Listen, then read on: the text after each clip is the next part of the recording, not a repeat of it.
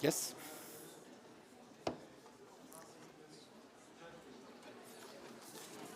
So good afternoon, ladies and gentlemen, dear colleagues and renowned speakers. So I'm very honored to be a moderator for this session. The topic will be today the Oster Europe sponsor session, and the theme, optimizing implant success, surgical, regenerative, and digital strategies. We will have 3 lecturers. Fulvio Gatti, please. Thank you. And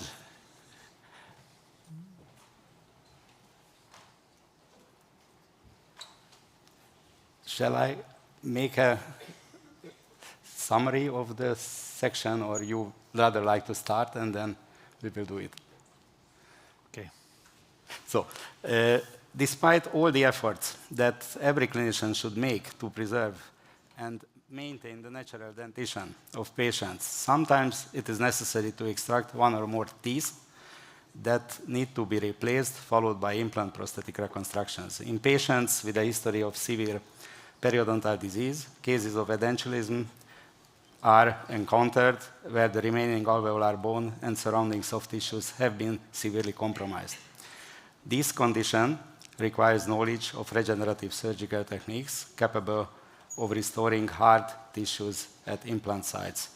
So, therefore, I'd like to ask Dr. Fulvio Gatti to present the first lecture with the same topic, management of peri-implant hard and soft tissue disease. Thanks. Thank you very much. Thank you. Good afternoon. It's a pleasure and honor to be in Vienna today. I would like to say thanks to the OIC scientific community and the Austin company for the invitation. This is the title of my speech, Management of Peri-Implant Hard and Soft Tissues, and this is the conflict of interest disclosure form.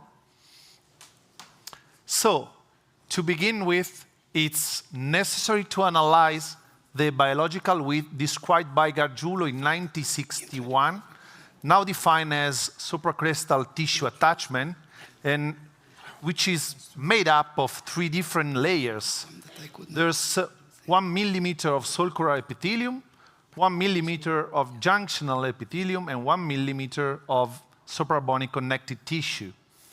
Instead, on implant, we should talk about the transmucosal attachment described by Linde in 2008. And here we have 2 millimeters of barrier epithelium and 1.5 millimeters of suprabony connective tissue. So the difference is there's an absence of periodontal ligament on implants. In short, we have an apparatus that defends itself less well from bacteria and periodontopathogens compared to natural teeth. So we have the ability to act on 2 elements, in particular, hard and soft tissue. First of all, we try to create bone envelope that contains the implant and then a correct amount of keratinized mucosa, because it's well known the advantages in terms of hygienic maintenance. So I would like to share with you a case series as examples. Let's start with the most difficult bone defects to treat, as they lack a sufficient number of bony walls to support close stabilization. And the way to treat the not space-making defects can be 1-stage or 2-stage procedures. First of all, let's analyze the oldest and most studied technique in literature, which concerns only bone graft. It's only 2-stage procedures, of course. And here you see how the bone crest is thin. So I decided, you see even the computer tomography, I decided to take a bone block from mandibular ramus. I draw 4 osteotomy lines with a piezoelectric device, and with a big scalpel, I removed the bone block. And you see the alveolar nerve in the last picture. I fixed the bone blocks with screws, and after periostal releasing incision, I perform a double layer suture. This is the summary of what has been done viewed from the front. Then, 5 months later, I perform a split thickness flap. I remove the screws through the periosteum, just to let the bone cover by periosteum. And then I perform a coronally positioned palatal sliding flap as proposed by Tinti and Parma Benfenati in 1995 to increase keratinized mucosa around implants. And this is the final radiographic and clinical control. To treat knot space-making defects, it's possible to use various devices, such as knot absorbable membrane, or titanium mesh, but my friend Darko probably later will describe it better than me. All of these devices can be used with an approach 1 stage or 2 stages, but it's not easy to find clear informations by literature on what is the best technique to reconstruct bone in knot space-making defects as vertical one. So let's describe the second clinical case where I use a knot absorbable membrane with a 2 stages approach. And this is the occlusal view, and you see how the crestal bone is thin. With an analog model, the correct length of the teeth was simulated, and RedWorks was used to simulate the absence of bone and soft tissue. And then I made a single incision on the mandibular ramus, and with a specific cutter and some bone scraper, I harvested some bone chips. And then I designed the flap on the crestal bone. You see the shape of the defect. And then I opened some holes to allow for bleeding. I have inserted 2 screws to support the not resorbable membrane. I even use I folded the membrane. I used some autologous bone, and I fixed the not absorbable membrane with pins. I use even a collagen membrane to cover some chips. And then you see the lingual and vestibular releasing incisions and the double layer suture to cover the reconstruction. After 5 months, I removed the membrane. I put some connective tissue graft in the same time. And with occlusal view, it's possible to verify the correspondence of the analog mask with the inserted implants. Final prosthetic restoration that takes into account the need to use interdental brushes for long-term hygiene control. And this is the clinical control 4 years later, before and after. So let's see another clinical case treated in 2015, again with a not resorbable membrane, just with 1 stage approach. This is a case with a previous failed restoration supported by implants. Here you see the implants failed. After a provisional restoration on teeth, I inserted 2 implants where was possible. Then I put some autologous bone on implants. I use some bovine bone to cover the chips, and I use a not resorbable membrane. I fix the membrane with pins. I perform the releasing incision and cover everything again. And 8 months later, I remove the membrane, and you see the shape and the kind of reconstruction. Here you see the quality of bone reconstruction 8 months after the treatment. Again, I perform a sliding flap to improve keratinized mucosa, as I have described before. And this is the 7 years follow-up. And this is the clinical and radiographic control 9 years after treatment. Again, let's see how it's possible to treat the not space-making defects using, in this case, an absorbable membrane with two stages approach. I'm trying to give you a show-off cases just to have an idea. You can see the type of bone defect, which is predominantly horizontal and does not allow for simultaneous implant placement. So I designed the flap.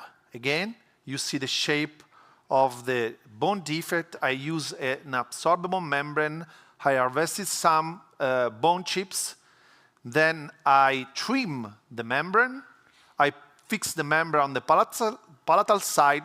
I use an autologous bone to cover the defects and bovine bone to cover the autologous bone, of course. I fix the absorbable membrane with 2 pins and even a little suture. And then, again, I perform the releasing incision. I try to cover everything, and you see the suture after the treatment. This is the clinical control 5 months later. And again, let's see how it's possible to improve the soft tissue. So I raised a partial thickness flap, deepithelialized the papilla, and made, I made a full thickness incision only on the crest of the ridge to allow for implant placement. So let's see a little video. It's a short one. I outline the graft boundaries with the blade. I perform 4 incisions, like you see, the parallel one, and then using the blade at an angle, I incise the graft while maintaining a uniform thickness. You see how it's possible to move the blade to get this this graft, I mean. So it's necessary to use the blade, as you can see.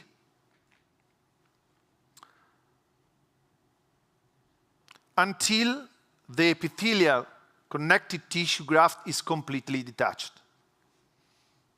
And it takes some minutes. It's a short surgery.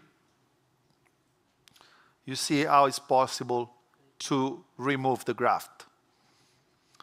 Afterwards, I remove the epithelium with the scalpel so that only the connective tissue can be used, like you see. And again, I close the periosteum with suture. I put the graft to cover the implant site, and I put the normal double layer suture to cover everything. And this is 2 months later. I perform a little roll flap to improve again the soft tissue and to use the healing abutment. And this is the temporary restoration. And this is the final restoration 6 months after the treatment. And you see how the shape of the soft tissue before and after treatment. Let's say something about the space-making defects as fenestrations and discents, because they are the simplest defects to treat, as there are more bone walls, and this simplifies the stabilization of the cloth.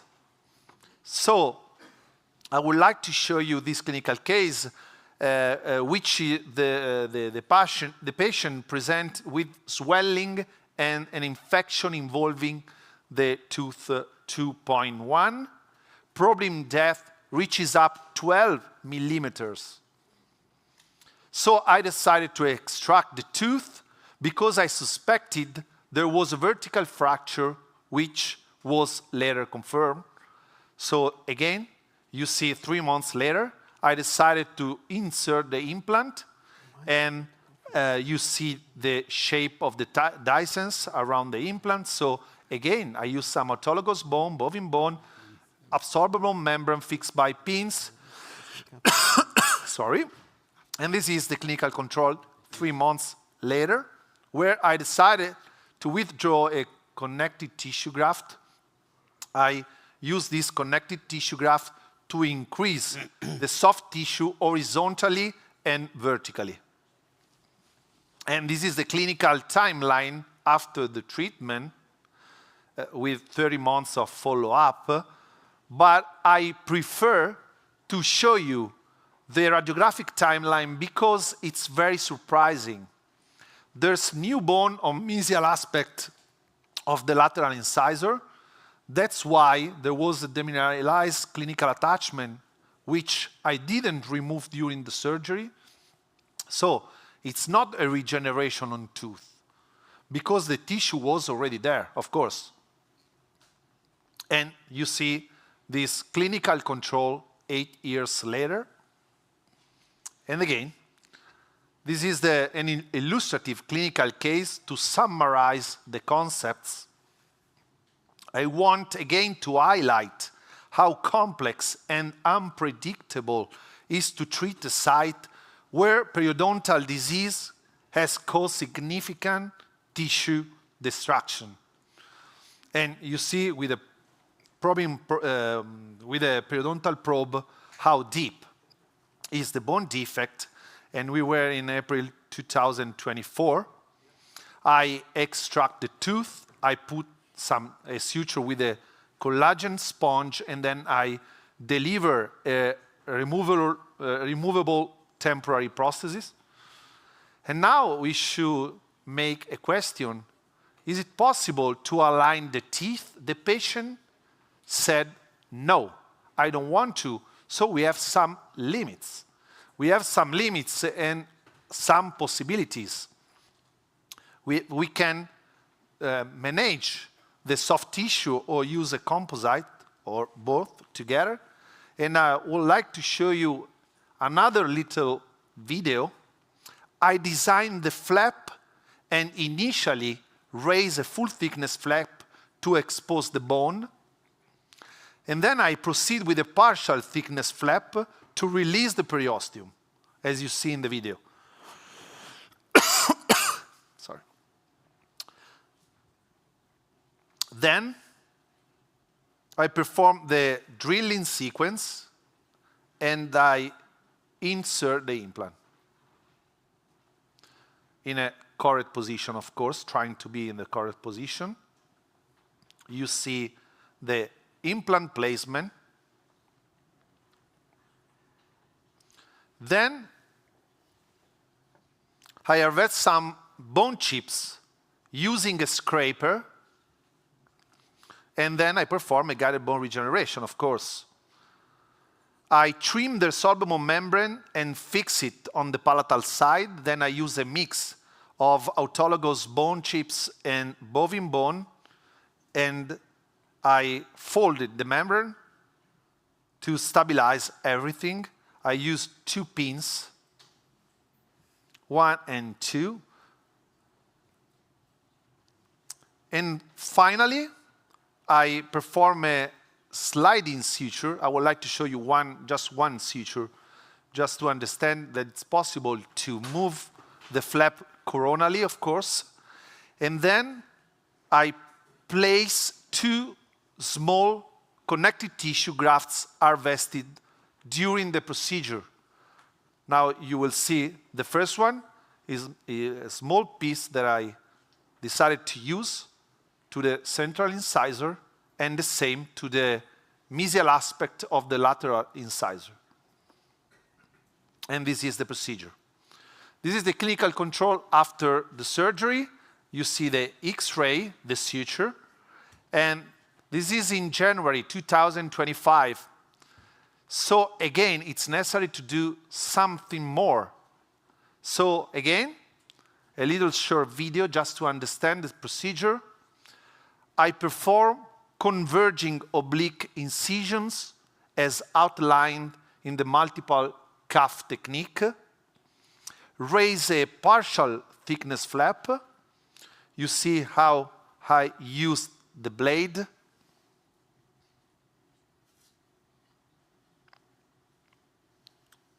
So it's possible to move the flap in an easy way, coronally, of course,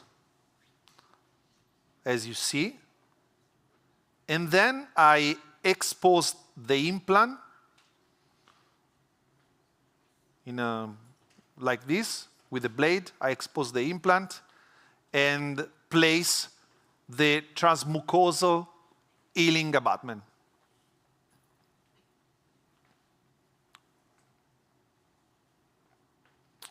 Then I decided to put some connective tissue harvested from pellet. I suture the connective tissue with just one single suture, mesial, and the other suture for the other part of the graft, of course.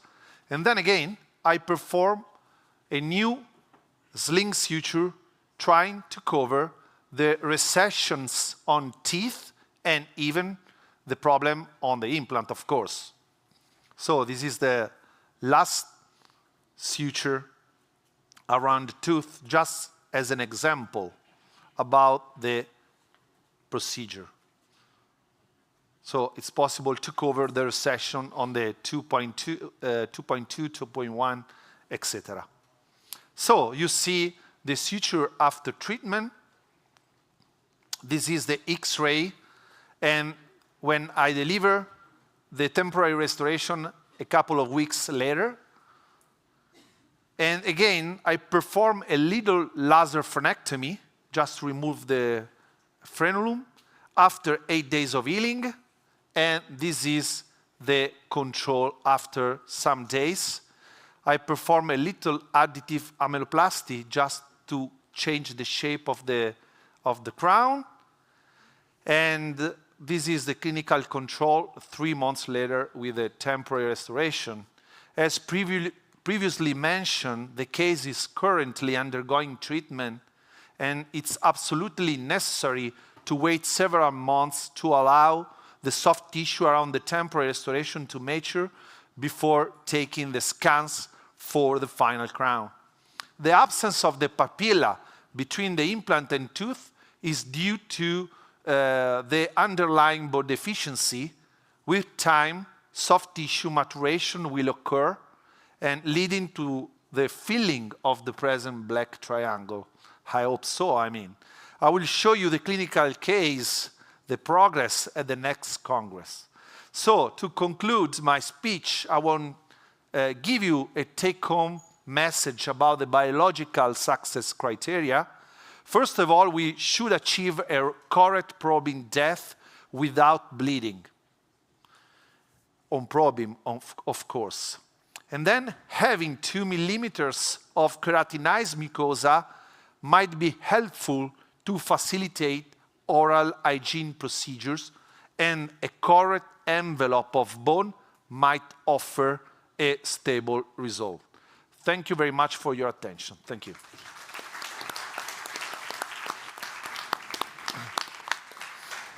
Thanks a lot. Thank you.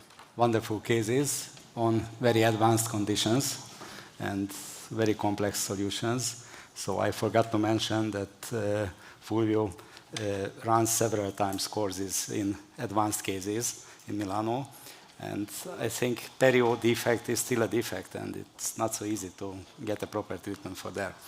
So the next speaker is going to speak about some of the new approaches in the selection of different membranes and how to trick out the non-favorable advantages of the standard cold-fashioned non-resorbable membranes, and whether they have some healing effectiveness on soft tissue as well.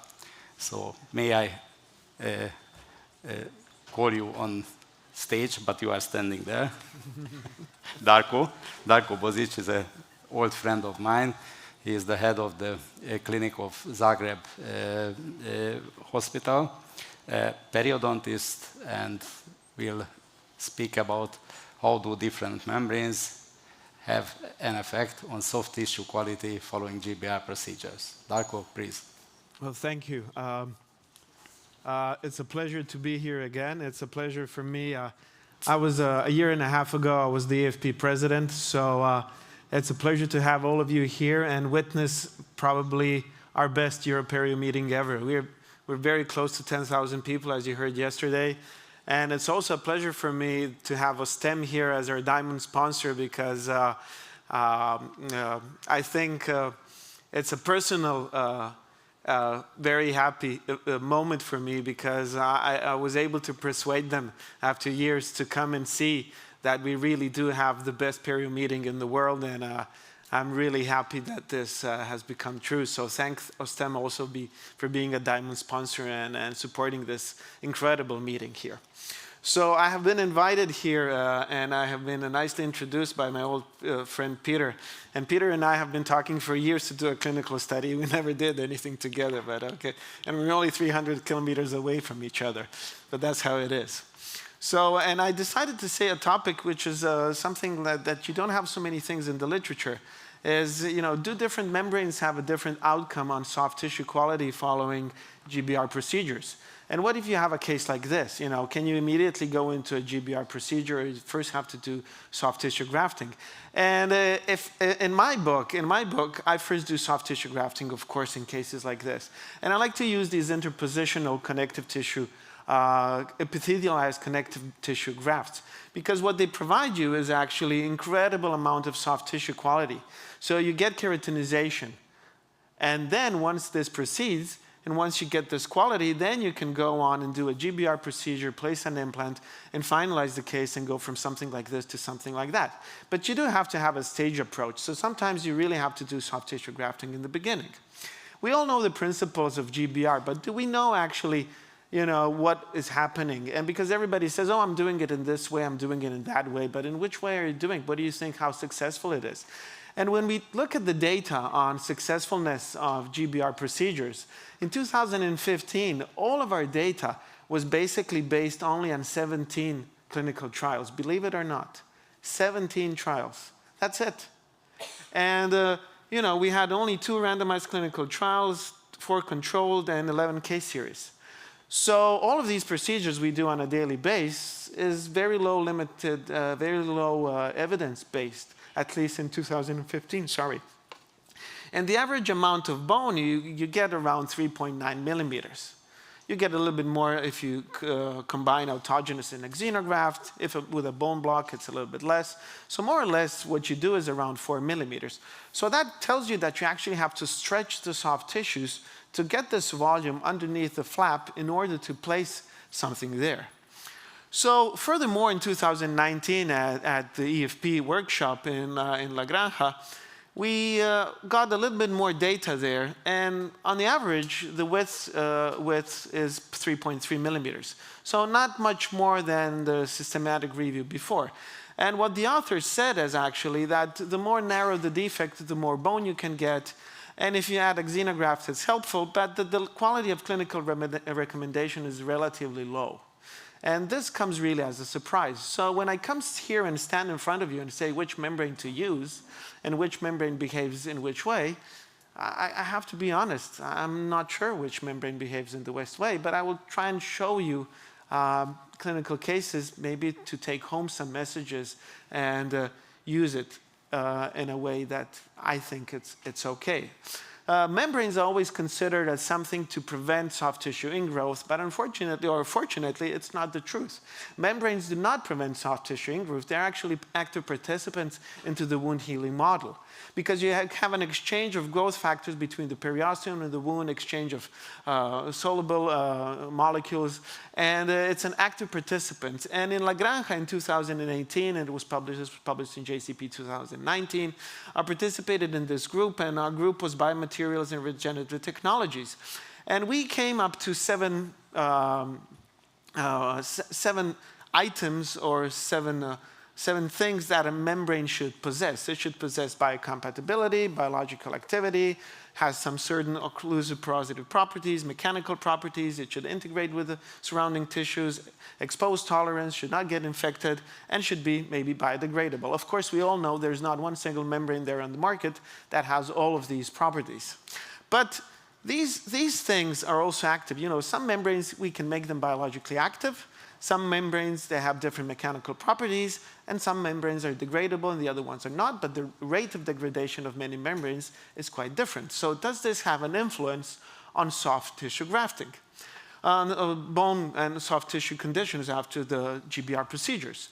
So let's look at several cases and see the concepts that I employ. And we have obviously we have a fracture here of the canine, and once you extract it out, you have to wait for a sufficient amount of time for soft tissue to grow. An interesting study that I really like, published 10 years ago, is that they took defects and they used a lot of bone graft, and they placed almost 5 millimeters of bone graft over the surface of the implant and used a pericardium or a resorbable membrane. And what they got after that is that in the most apical part to the crest and the most coronal part, essentially if you place a membrane, you get like 0.5 millimeters. So you lose 4.5 millimeters of bone graft that you placed. And this comes really as a surprise. I mean, basically it says that, you know, in the neck of the implant, as much as you graft, you're probably going to lose most of it there if you use a non-resorbable membrane. So what are the cases where, and what happens? So in cases like this, in contained defects, it's smart, it's good to use resorbable membrane. In this case, I combined EMD, growth factor, with allogenic bone, placed the membrane like this, sutured it, 2-week healing, this is like that. 6 months down the line, I tried to find the implant. I had to drill. We have nice bleeding bone here.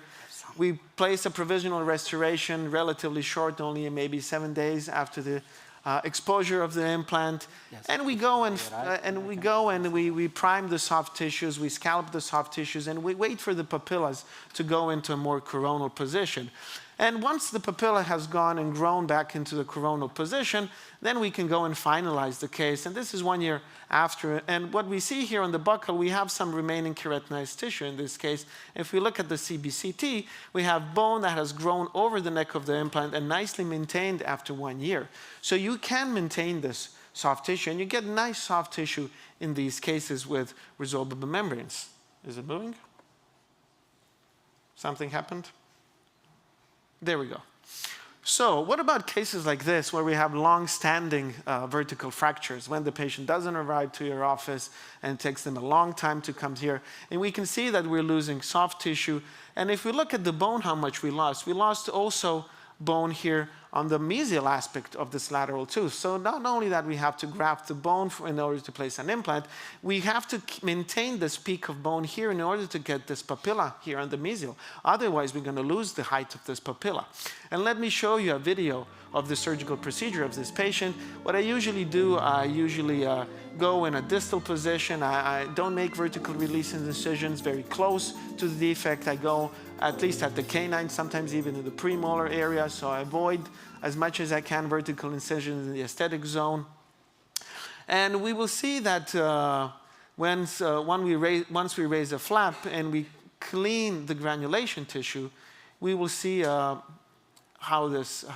it looks underneath. Oh, is this a long version? Oh my God, this is the wrong video in the presentation. Oh, this is the long version. Sorry. What happened here? Yeah, but this is like an hour. That's good. I mean, if you want to stay here for an hour, we can talk. We have live surgery here. So once you raise the flap here, it's much easier to cut. Oh, I'm going to have to speed this up. I'm sorry. I really feel bad about this. Can we do something about it? Oh, no. It's not the longest version. Okay, good. Yeah. Okay. Okay, it's a longer version, but not the longest version. So it's better to take the blade and then cut out the granulation tissue. Sorry for this. It's better to take the blade and cut out the granulation tissue, because if you start pulling it with a curette, it's going to take forever. So just take a microsurgical blade, a 15C of whatever you want, and just cut out of the soft tissue. In addition to this, what I showed you is there was also a hole in the palate. So you can take a probe, and there's a hole in the palate as well. So I also have to graft, the bone on the palatal aspect otherwise. So in these cases like this, I use EMD. And then after placing the EMD, I like to stabilize the membrane first. So I first stabilize the membrane. In this case, I stabilize the membrane on the palatal aspect. Why on the palatal aspect? On the buccal aspect, sorry. But why on the buccal aspect? Because then I can manipulate with a membrane and tuck it deeply under the palate here. If you use a non-resorbable membrane, I will show you a case later, then you really have to advance the flap on the palatal side and then stabilize the membrane first on the palatal side. But if you use something like this, a collagen membrane, then you can, and the concept here is this is a combination of a xenograft and an allograft. And it has been advocated recently in Perio 2000 that that a combination of allogenic and xenogenic bone is maybe more beneficial than just using either or of these materials. So, and then once we trim the membrane, we finalize and suture the case. And this is 6 months later. And you can see how much nice bone. We have non-embedded particles. You see that everything is remodeled, embedded. The bone is bleeding. We can go and place the implant in a nice place. And we can go from here to here. And we do maintain the soft tissues here. We haven't lost a lot of soft tissues. So the height of the papilla is a little bit off, but depending how much we had bone support on the mesial of the lateral incisor, we still pretty nice aesthetic results and stable bony conditions. So favorable conditions of soft tissue after using collagen membranes, and especially in the anterior region, is something that we can readily see. But what if we use the same concept in the lateral position, in the distal? And if we look at this case, I decided to place 2 implants with an internal sinus lift here on the position of 1/6 and 2/6 in both patients. And usually people ask me, why didn't you place 2 implants in 2/6 and 2/7 and in 1/6 and 1/7? And sometimes, you know, people forget that patients don't have money. They have money for 2 implants. They don't have money for 4 implants. It's very simple. And if you add 2 internal sinus lifts, if you add 2 GBR procedures, well, it's a lot of money for many people, for many patients. Not everybody has millionaires that can place 15 implants and etc. And I don't even think we have to place so many implants, to be honest. Although I'm lecturing on implants and I place more and more, you know, overtreatment nowadays is completely crazy. So we go there and then we look at the case, and I said, okay, internal sinus lift and a small GBR here buccally and on the distal, a collagen membrane here on the distal. And 6 months down the line, you see that we lost a lot of buccal support of soft tissue because you stretch the flap and you lose the vestibulum and you get soft tissue. So what you have to do, even if you use a collagen membrane, is you do go and to place a free gingival graft. And this is how you do it. It's a very simple procedure. If you know how to do it. This is 2 months later. I still have a suture here remained. I promise I took it out. And if you look at this case, and if you believe this is internal sinus lift and a 3 millimeter, and I did it with a casket, and you can get nice results like this, and you can get bone here. And usually in these cases, I never place anything, just autogenous bone, just a bone blood clot. I generally, internal sinus lift, I almost never place any biomaterials there, except maybe a collagen sponge or something like that. And if we follow this case 10 years down the line, so 10 years down the line, it's really nice. Bone is remodeled, it's thick, it's hard, both sides are really good, and it's very stable with shallow pocket probing depths. What about if we have defects like this? We have severe soft tissue defect, we have severe bone defect.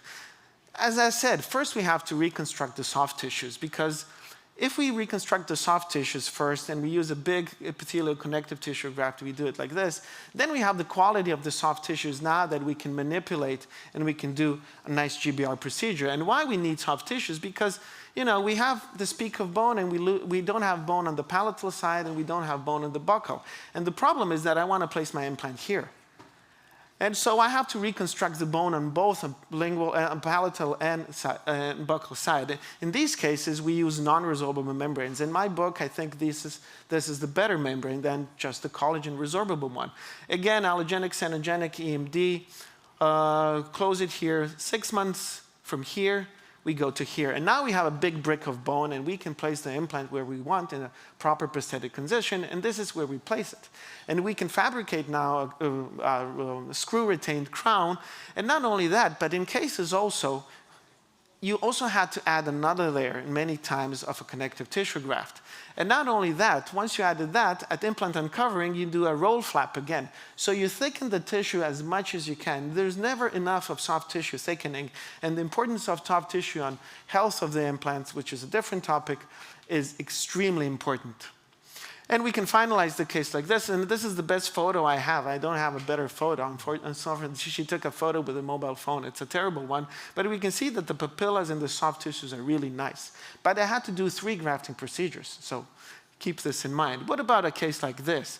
Vertical fracture also, external root resorption, and there's a peak of bone here on the mesial of that, and if we lose this peak of bone, if we lose that, we will have no attachment apparatus on the mesial aspect of the lateral incisor, and we will never be able to conduct a vertical augmentation.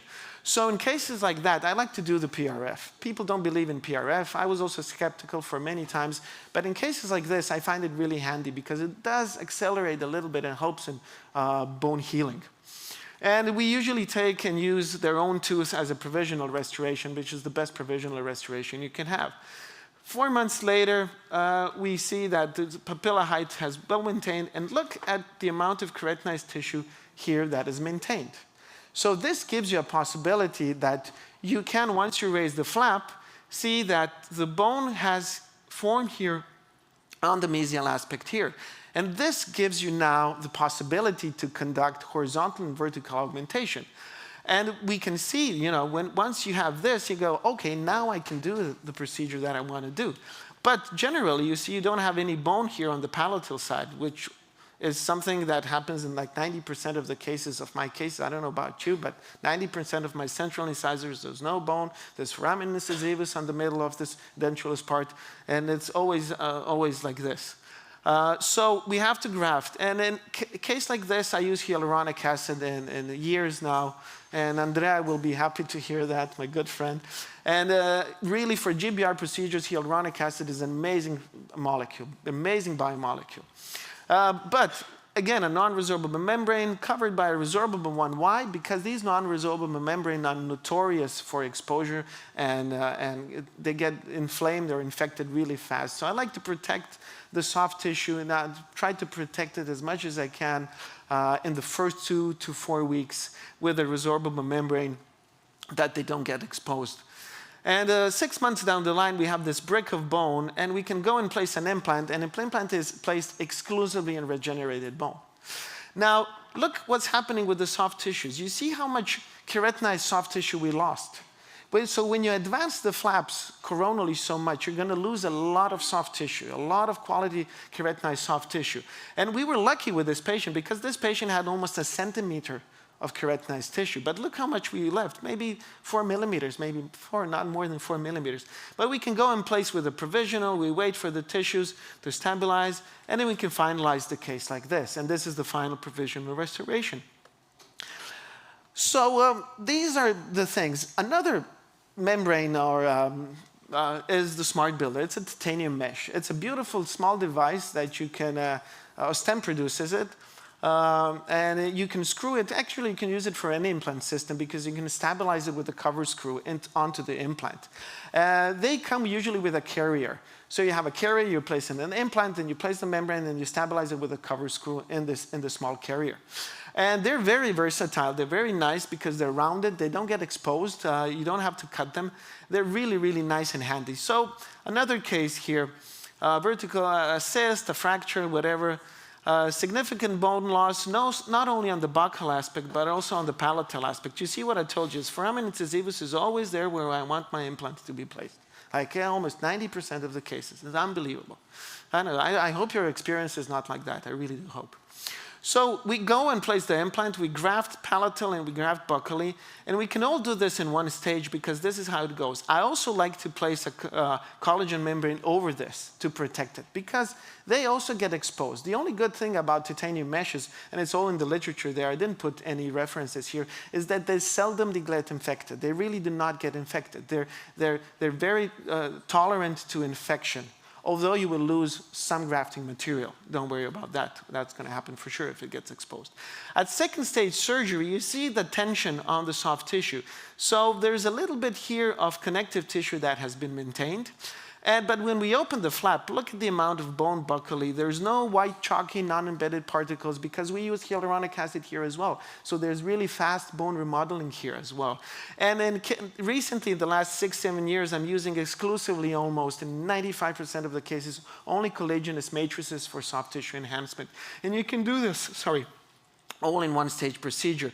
When you play with the provisional, you finalize, you get the emergence profile as you want, and look at the buccal soft tissue. So you can maintain some of this keratinized tissue here, and you can have a nice buccal soft tissue profile when you use these collagenous matrices. And this is the finalization of the case, and this is the central, and it looks pretty nice. It looks very stable. The tissue blend is nice, and bone is here.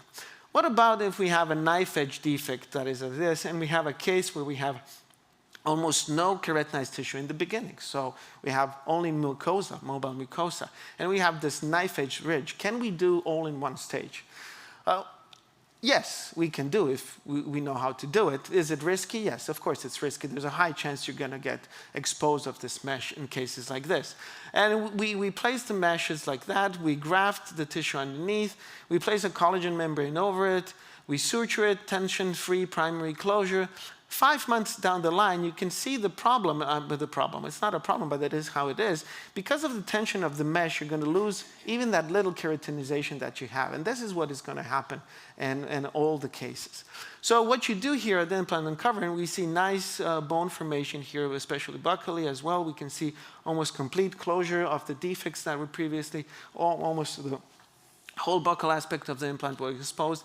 And at implant uncovering, you have to do a free gingival graft. And it's not easy to do at that stage once you opened, extracted the titanium meshes, placed the cover screws to do a split thickness flap. But this is due to weak healing. And if we look at the case later, we not only have the keratinized tissue here, we also have attached gingiva, because if you see that we pulled the lip, there's no movement of this. It's not only keratinized, it's also attached. And this is extremely important that we have this case. So how does it look clinically when we want to do this? Let's look at this case. So an implant is going to be placed here, and before the surgery, I did a free gingival graft here because there was no keratinized gingiva here. There was only mobile mucosa. So before the procedure, I did a free gingival graft here because I'm going to manipulate with this free gingival graft in the coronal position. And let's look at a video of the surgical procedure, if it never starts moving.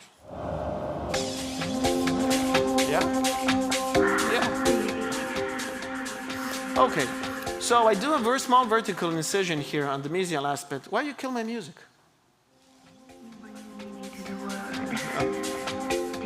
And we do a mid-crestal incision here. And as it usually happens sometimes, once you raise the flap, you will see there was a surprise here, which on this radiograph, it wasn't so visible. We knew there was you do the split releasing incision here immediately. Because the mental nerve was pretty close here, the split thickness is done very close to the margin of the flap. And you can nicely finalize this. And then, I knew there was a root here remaining, but I had no idea this small piece of root was so big.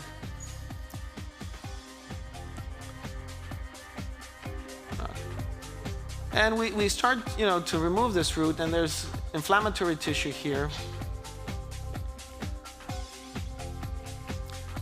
So we had to start to drill with a burrs. So it's not moving, we can't get it out. So we have to drill, and the hole is getting, of course, bigger and bigger and bigger and bigger. And once we were finally able to remove the root,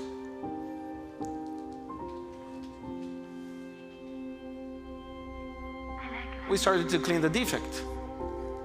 And when you start to clean the defect, you finally realize that there was a cyst here, there was some remnants there, and that the hole was actually much bigger and much deeper than anticipated.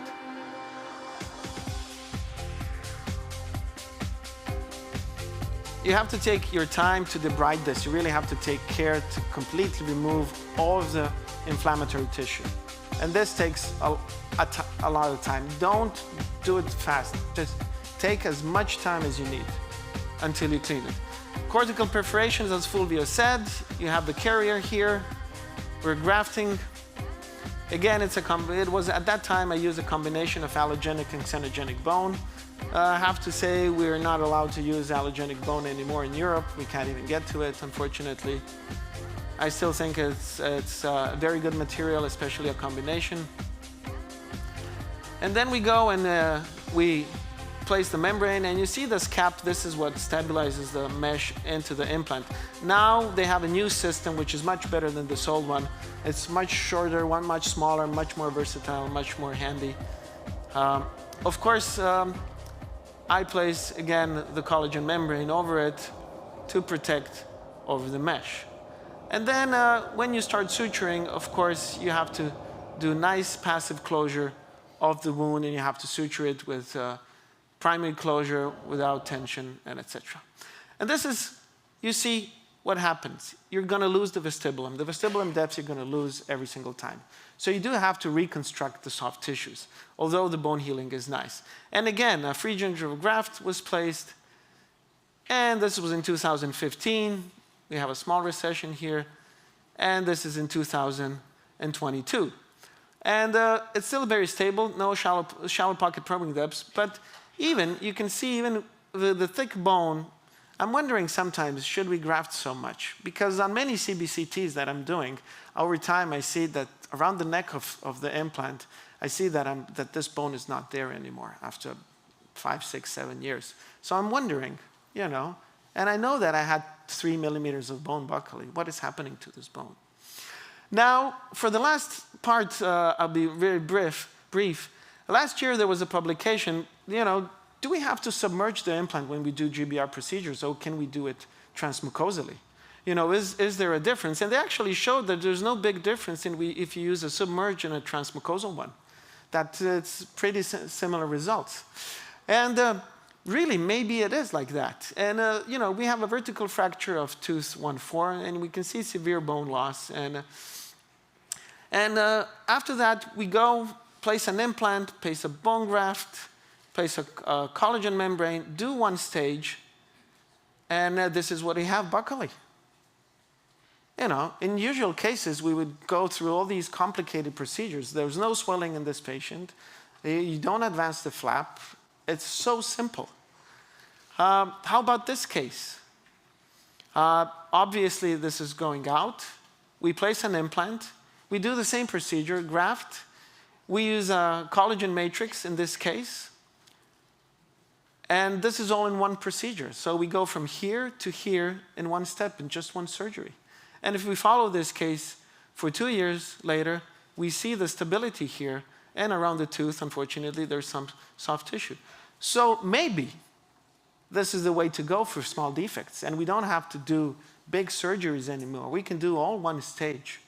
So it's something to think about. And if I tell you that in the last few years I have been doing this regularly, and that I have changed a lot the concept, I think in many cases this is the way to go. And it's much more convenient for you and for the patient. So my conclusions are that non-resorbable membranes tend to need soft tissue reconstruction after GBR procedures, but that collagen membranes used in a transcosal manner could avoid the need for soft tissue reconstruction in GBR procedures. Not in every single one, but in selected cases. And with this, I would like to thank you, and you can find me on these platforms, and I thank you very much for your attention again.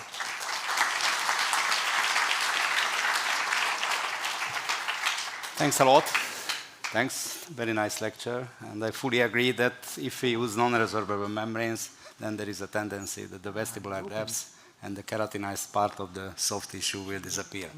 And if we can do it somehow more minimally invasively, then it's absolutely preferable.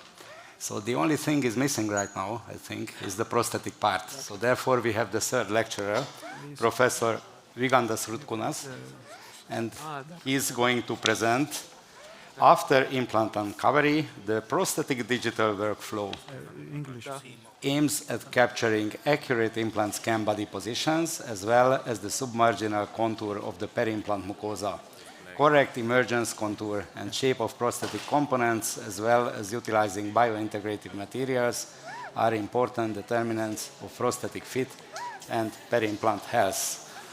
So, from 2019, he is the board member of Digital Dentistry Society. He is also professor Vilnius University Institute of Dentistry, and he is from 2022 the president of European Prosthodontic Association. So please present your lecture. Thank you, Peter, for your nice introduction. Thank you. But I got the information from the technician that we have to wait, 1 minute. Please.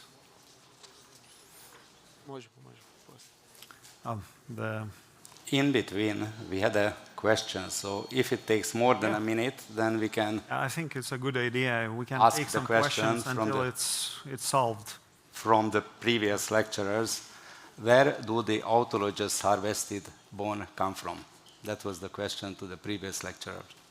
I think it's mainly for the bone block, but also... Go there. You don't have to go there. You have to answer, please. Make the question again, please. Yes. That I lost you before. where can you harvest autologous bone from?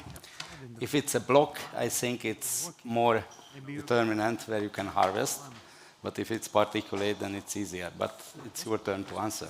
The ideal is to be less invasive for the patient, so I prefer to get some autologous bone from the mandibular ramus when it's necessary to take a real bone graft.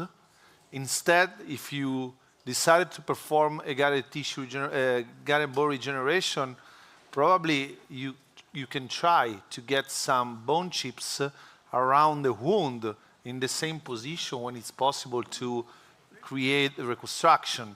But of course, it's not always possible. So let's start to think to the less invasive procedure, and then if it's necessary, going to the mandibular ramus. The other way is even to think about the chin, but the the complication post-op, they were really worse. So probably the best way is to trying to get some bone chips around the wound, and for the second solution, trying to go to the mandibular ramus because it's the safer place where it's possible to get some bone. Otherwise, we have other solutions like iliac crest or the calvarium, but it's different way. But I think it's not at the level of dental unit. No, that's right. So more or less, we should also define surgery, what is belong to a typical surgical under local anesthesia performed surgery. Completely agree with you. So also the renal harvesting procedure could be... The idea is to be minimal invasive, so yes. Different way to think. I think, Darko, you do not use too much autogenous harvesting technique. So for localized defects, not really. What about the lecture? Then,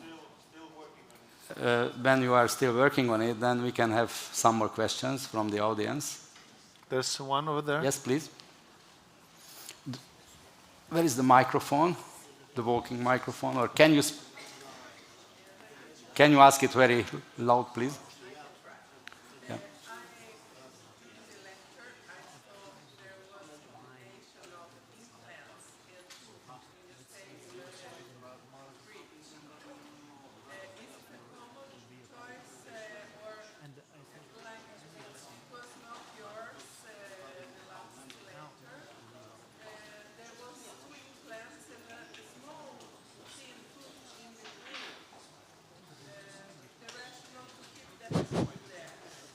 So you mean, is it better to have in a narrow positioning 2 implants rather than 1 and the cantilever position or something like that?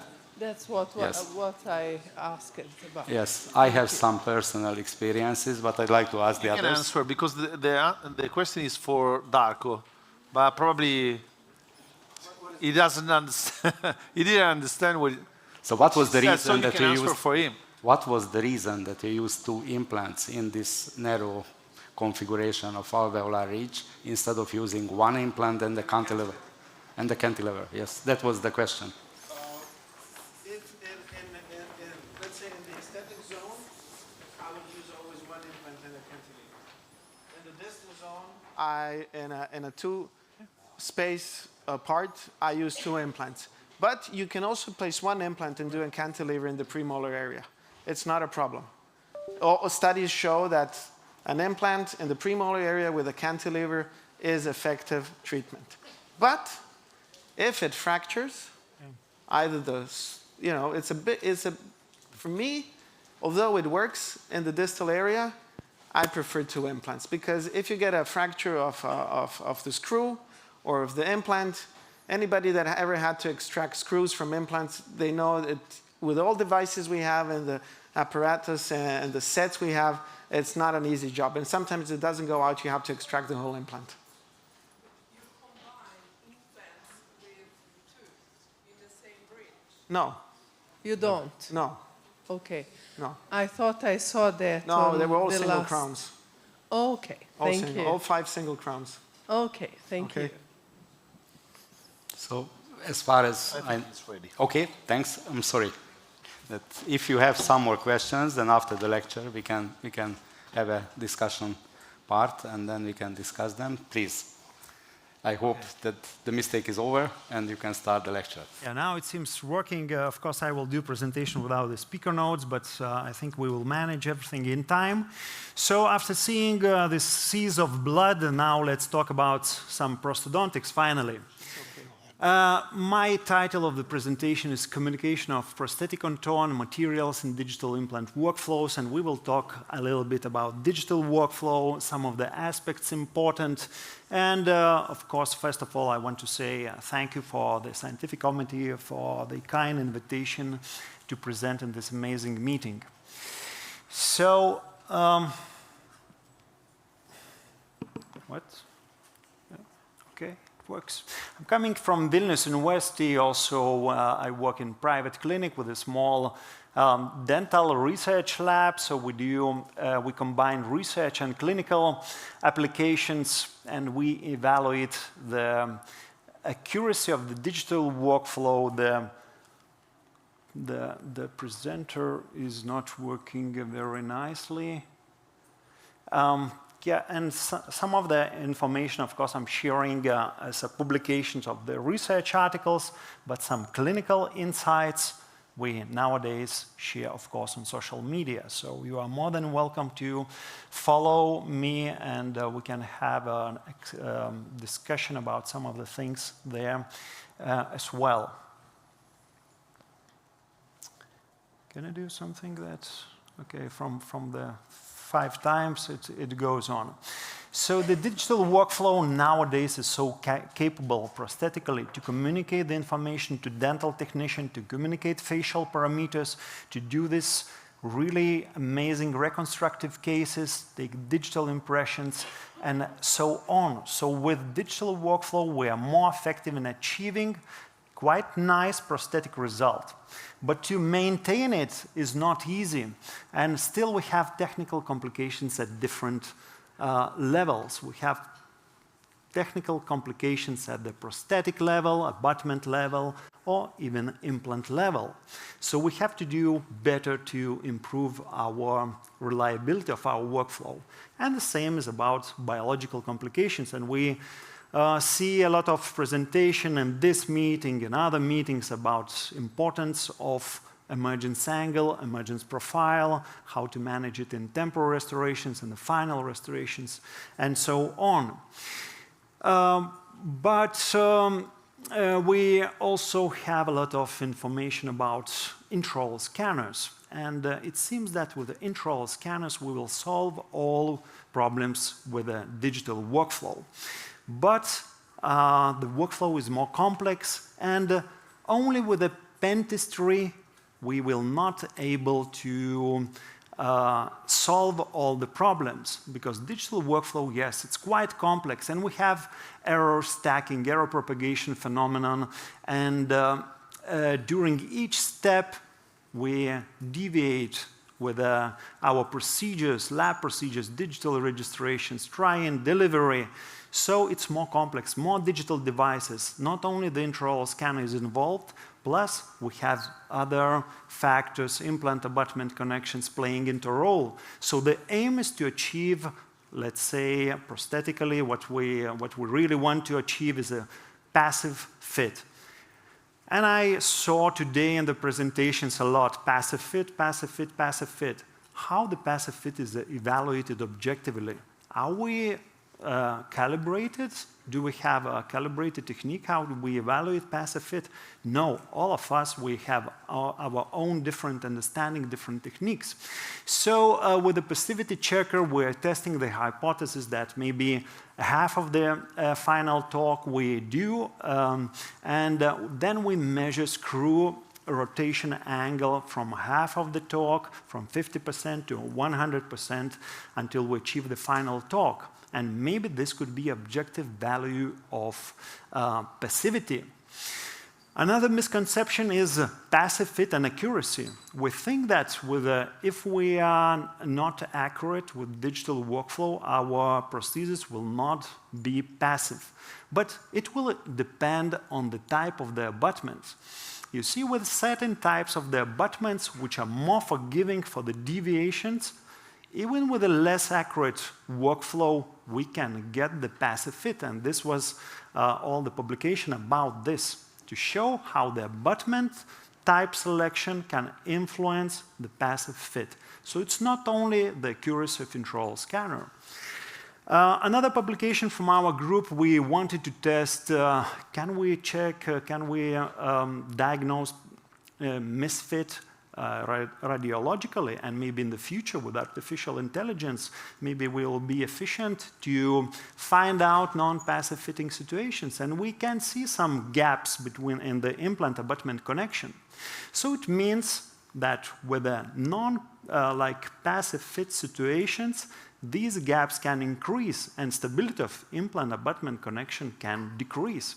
What it means to us that we will have some micro movement, potentially more micro movement, potentially some titanium particles will be released to the soft tissues, and we can have some problems, which was already published. It's not only the titanium particles, but also the bacteria and other detrimental things going on from this connection, and this can influence the bone resorption.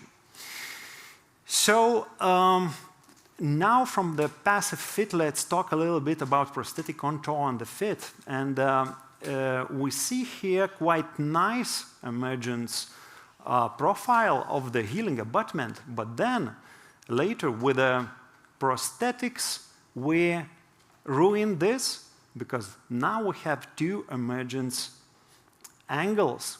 And the problem is that we have selected the wrong titanium base and low profile titanium bases. Sometimes we want to have more zirconia in contact with the soft tissues, but they have steeper emergence angle, and which was communicated that it's a risk factor for the peri-implantitis. Up apart from the titanium base, we have to talk about CAD design of the final prosthesis, and it's also important, but CAD design involves not only subgingival parts, also pontic parts, and here we see case, also full arch case. So the CAD design and material selection can influence the success of the digital workflow. Again, when we talk about implant-supported restoration, we as a prosthodontist, we think a lot about the passive fit. But to be successful with digital workflow or analog workflow, we have to tick much more boxes. It's not only the passive fit, it's proximal contact, occlusal fit, so many parameters of the fit. So we have to be Like we have to provide a total fit for our prosthesis. So this publication opened an eyes for me because we're comparing conventional digital workflow, which is more accurate, with which we can achieve a better passive fit. But it appeared that no matter conventional or digital workflow, when we have higher angulations between the implants, then we get less passive situation. So the virtue of accurate digital impressions when we have highly angulated implants is less, because anyway, we will not be able to achieve a good passive fit with highly angulated implants. So the message that we have to be better in planning the implants, planning implant angulations. And when we plan implant angulations, we have to be familiar with the implant abutment connection, because this will define the angle that will be tolerated. And you have to study the implant system that you are using. And here we see a TS system, SS system from Ostem, and we see that with the one system, we will have a higher tolerance for the bigger angles, and with another one, no. So there are systems that are really not capable to tolerate high angulation. So you have to be very careful in planning and very careful during the guided surgery. And let's not forget that we are not, of course, it's called implant planning software, but actually it should be also called abutment planning software, because when we plan implants, we plan abutments. And in all cases, I want to avoid the situations that with a low gingival height titanium base, I want to avoid it because, as you see here, the emergence angle is quite steep.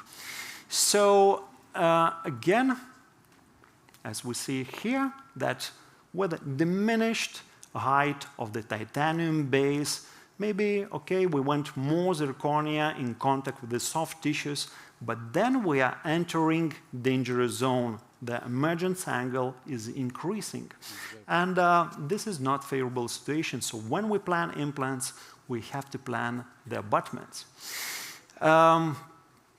Another topic I want to cover shortly is congruence of abutment shapes, because we sometimes use non-favorable combinations of healing abutments and titanium bases. So what could happen that we are using a high gingival, the healing abutment with a high gingival height, and then we're switching to the low profile titanium bases, and then we will irritate peri-implant tissues. And this superimposition shows that with certain combinations, if we go from the healing abutment to certain titanium base, we can impede on the peri-implant tissues. So again, we have to check this matching table and to know which are the dangerous combinations and to avoid it. Few words about abutment level situations, because here we know that even higher angles can be tolerated. And you see here, 48 degrees. So sometimes it gives us like permission to be less careful with the implant position, with multi-unit positions, because crazy angles will be tolerated. And we take this as a very deceiving message, because the truth is not like this, because this is theoretical calculation when the implants are in line. And let's see, let's run small lab test. We will connect titanium cylinders on the multi-unit abutments, and multi-unit abutments are oriented towards each other only 20 degrees. And only 20 degrees in this system, with this particular system, as you see, it's very difficult to remove this splint. So it means even 20 degrees angle between multi-unit abutments cannot be, with some systems, tolerated. I can remove it, but the margin of the error will be very narrow, and with digital or analog workflow, most probably I will not achieve the passive fit.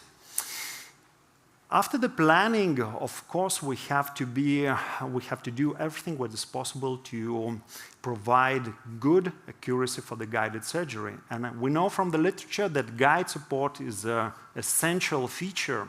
And if we have not enough teeth, we don't have possibility to have a two-supported guide, we can add some temporary anchoring devices, orthodontic implants, as in this case, to provide a guide support. Then we go for the implant placement, and my personal experience from immediate implantation that it's very difficult to predict the depth of the implant. When we remove the bone, some margin of the bone will be affected, and the implant position, of course, we like guided surgery. We think that guided surgery is so accurate, and it is, but still vertical adjustments are needed. And knowing that one rotation of the implant, how deep you go with the implant, is very useful information. What I think that in the future, the design of multi-unit abutments has to be improved, because bone profiling is usually done for those full arch cases, and it works well with straight multi-unit abutments, but with angulated multi-unit abutments, it does not work well, because there is still risk of some bone here left unless you go with a crazy wide bone profiler. So installing multi-unit abutments sometimes could be challenging, and I think the design could be more sleek in the future that allows preserving more peri-implant tissues. Then we go for the bone augmentation, and this is one of the projects. The Professor Eva is here. She's leading this project on the 3D printed bone, so maybe in the future, and I know that the session tomorrow morning is with this topic, so maybe in the future we will be able to do that. So immediate restoration, now we have to take care of providing the immediate prosthesis, and for me the most fast way, because I am prosthedontist, to provide these temporary abutments, special temporary abutments, and go and reline this prosthesis in the mouth. So for the FP2, FP3, it works well, but you are not able to control the prosthetic contour here. The relining is needed, and polishing the surface of the PMMA is not that good. The best strategy in these cases is to take the digital impression right after the implant placement, and this was done in this case. Of course, it's not easy to take the digital impression after the surgery, and we need to do something to communicate the thickness of the gingiva to the dental technician. So one of the options before the suturing, maybe we can scan some bone and produce this additional scan and provide this information to the dental technician. So then dental technician is more capable to design pontic areas, because he has a better notion of the thickness of the soft tissues, and to make things faster, we can go with temporal restorations without titanium bases, and then we provide this work to the patient. Final impressions. A lot of fuss about accuracy of digital impressions when we talk about distances between and angulation between the scan bodies, but let's not forget that byte registration for those cases is sometimes it's even bigger challenge to do that. And these years that we had few silicone materials and two splinting techniques are gone. With digital workflow, we now there's a need to classify digital techniques for the digital impression for the full arch cases. As you see here in this publication, different types of scan bodies and different types of intraoral scanning techniques. And photogrammetry is not even mentioned here. But to make things easier we don't have time to wait for the publications. There are some new techniques, new devices, new scan bodies. So how to make it faster? So this is a solution we're offering, a Total Fit Workflows Inspector. We don't need to wait 1 year for the publication. We can do in 1 week, we can compare different digital impressions and also provide the information about how accurate you are with the digital byte registration, which is very important. And then you can receive such a report about which technique was more accurate, what deviations you got in digital byte registrations, and so on. Our technique is quite simplified. We replace photogrammetry with splint and control cast. Of course, you have to do how to make it in order to work, in order to have a reliable results. So besides scanning of the scan bodies, we have to talk about scanning of the emergence profile. And in such cases, when everything, soft tissues were conditioned with temporal restoration, is quite easy. You just scan soft tissues and that's it. But for some of the cases where I want to communicate, and it's bimaxillary cases, when I want to communicate the thickness of the mucosa, and here's a case I can do low dose CBCT, so I can also communicate the soft tissue thickness to the dental technician, and it's both arches. Then, of course, it's very useful information. He knows where to press, where to not. For single unit cases, of course, again, it's a classic technique when you use individual healing abutments or custom healing abutments. It's very straightforward technique. But when you use standard healing abutments, I'm showing the same slide intentionally, you have to take care and you have to think just to avoid these dangerous combinations of healing abutment and titanium base, because otherwise you will not have a good fit. And still, this information is not enough. Along with digital impressions, we provide X-rays. We measure thickness of the depth of the implant placement. We measure and we provide this information to the dental technician. But again, it doesn't mean that if we measure here 1.5 and you will take the titanium base with 1.5 gingival height, there's no guarantee that it will not press on the bone, on the soft tissues. So we have some specific technique that with a digital CAD library of the healing abutment, we can switch, we can measure different, we can try virtually different titanium bases and check and be sure that it will not interfere with the peri-implant tissues. Now let's talk about material and design. And for me, seeing this full arch case is finalized in this, for me, it means that we are not trusting our workflow. We're not confident about the fit. It means that we think that there is some misfit, and we want to have this metallic structure. But with our workflow, and I hope in the future the tendency will be more to use full contour zirconia restoration, and to avoid this metallic structure and to make prosthesis more hygienic and in more favorable contours. Needless to say, not all zirconia are the same. There are so many different zirconia. So with one types of the zirconia, you will fail miserably. With the one types of the zirconia, it will work. So for the full arch cases, of course, it's better to avoid or be careful with this hybrid composition of the zirconia, uniform composition of the zirconia, stronger zirconia, at least in my practice, works pretty well. I have more than 6 years follow-up with this protocol, so it works.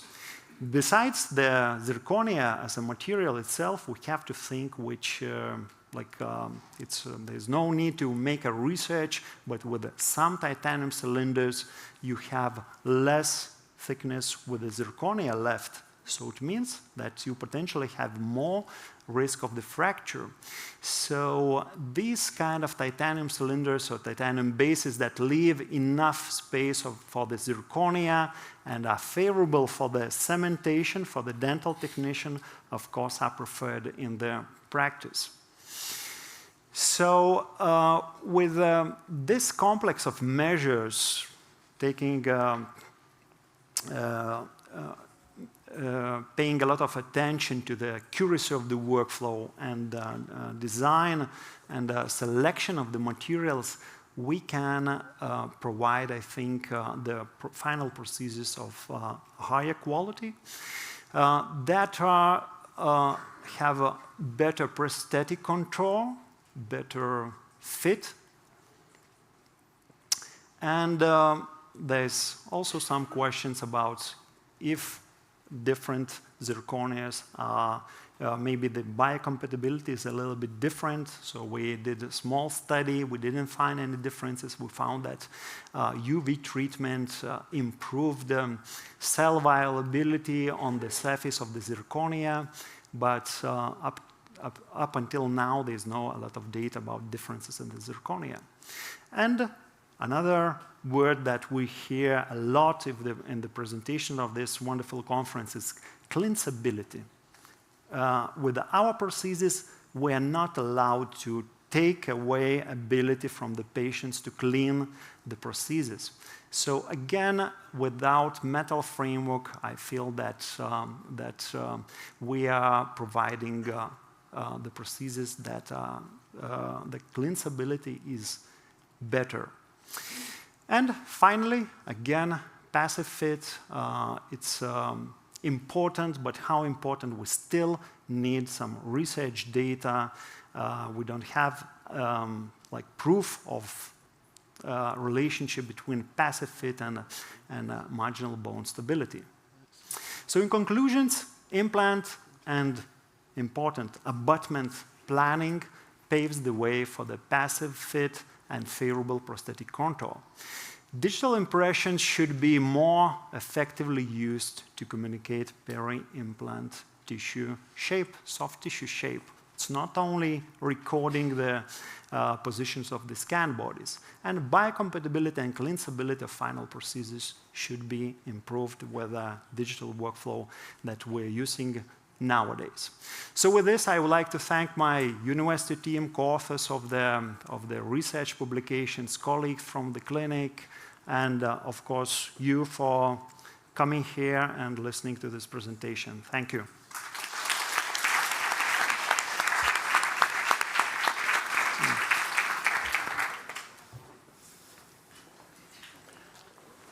Congratulations. I think it's very good to have a prosto responsible person who can tell us how to create more space at close to the soft tissue level. If you have any questions, please feel free to ask questions. If everybody moves in toto, then I'd like to close the session. Many thanks for the lectures and many thanks for the auditorium.